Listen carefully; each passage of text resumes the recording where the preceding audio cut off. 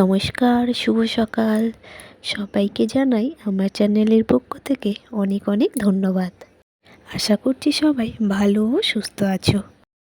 আজ বৃহস্পতিবার আর এখন বাজে সকাল 9টা।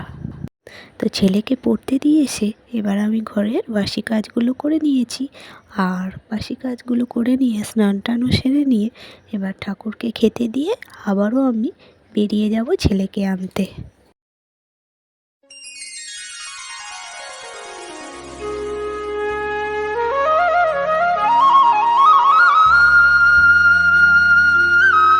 তো এই যে ছেলেকে এখন আনতে চলে এসেছি, আর ওর পড়া হয়ে গেছে, ও এখন চুপ করে বসে আছে।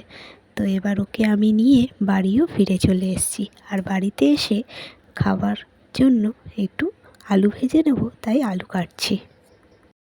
আর আলুগুলো ভাজা হয়ে গেলে ওকেও মুড়ি দিয়ে মাখিয়ে দিয়ে দেব, আর আমিও একটু নিয়ে মুড়ি মাখিয়ে খেয়ে নেব।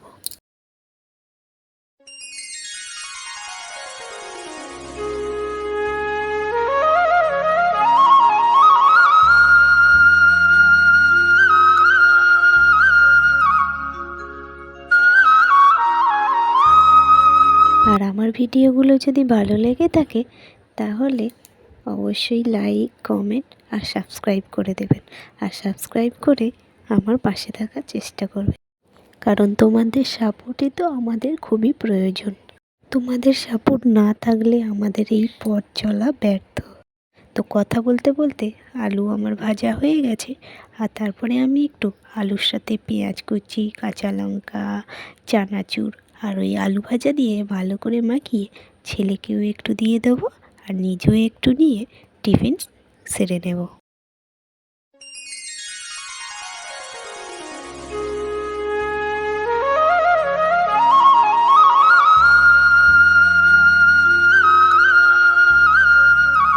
ব্যাস, মুড়ি খাওয়া আমার হয়ে গেছে।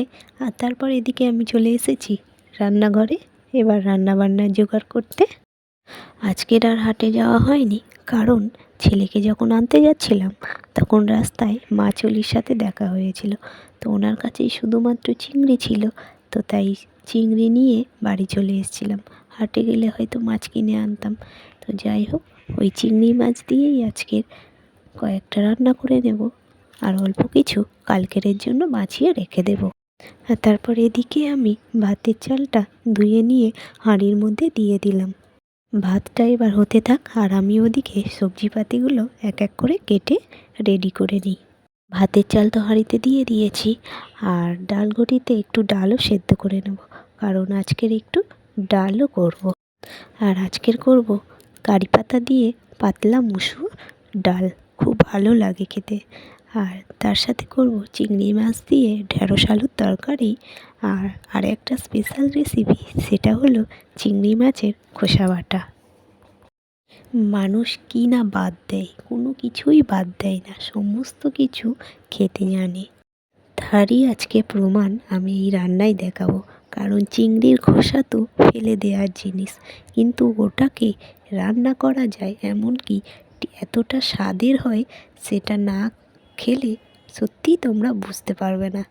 আর যাই হোক, ওটা করে যখন আমি খেয়েছিলাম, এতটা টেস্টি, মানে কি বলবো, অবশ্যই একবার বাড়িতে ট্রাই করব। তো যাই হোক, ওদিকে ভাত হতে হতে এদিকে আমার সমস্ত সবজিগুলো কেটে আমি রেডি করে নিয়েছি। এবার ভাতটা নামিয়ে এবার এক এক করে তরকারিগুলো আমি করে নেব।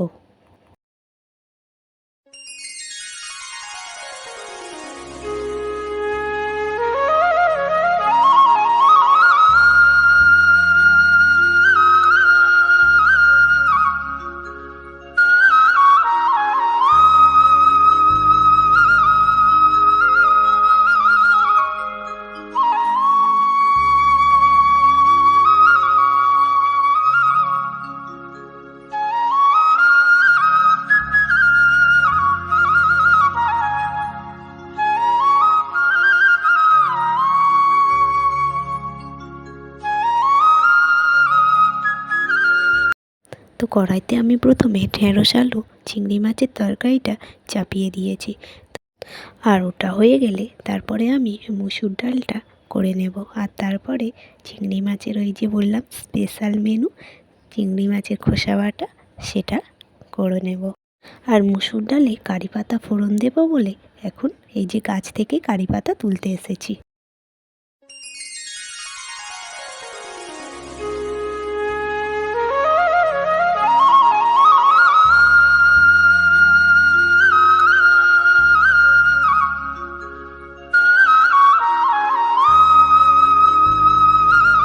চিংড়ি মাছ দিয়ে ঢেঁড়স আলুর তরকারিতে শেষে আমি সর্ষে বাটা দিয়ে একটু ফুটিয়ে নিয়ে এবার ওটাকে নামিয়ে নেব। ব্যাস এই যে আমার হয়ে গেছে। আর এখন আমি নামিয়ে নিচ্ছি। আর এরপরেই চাপিয়ে দেব মুসুর ডাল।